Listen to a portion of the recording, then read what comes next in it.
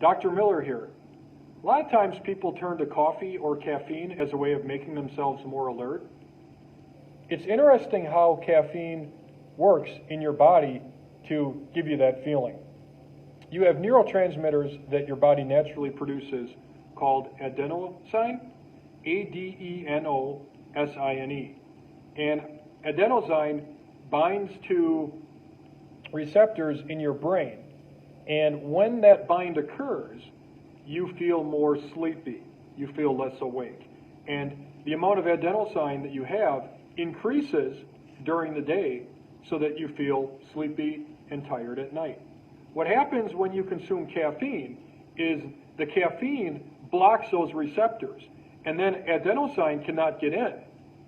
So you have all this adenosine floating around that can't get into the receptors. And because it's blocked, you don't feel sleepy, you don't feel alert. But eventually, if the caffeine gets out of your system, and caffeine has a half-life of about 6 hours, and so caffeine stays in your system for a long time.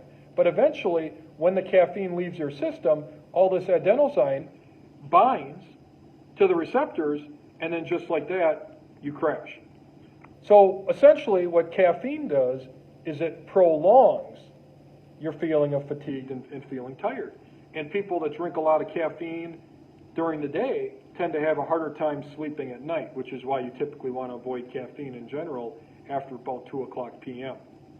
So the caffeine essentially hijacks the system so that the adenosine receptors cannot get in, and then you prolong that feeling of fatigue and feeling of tired.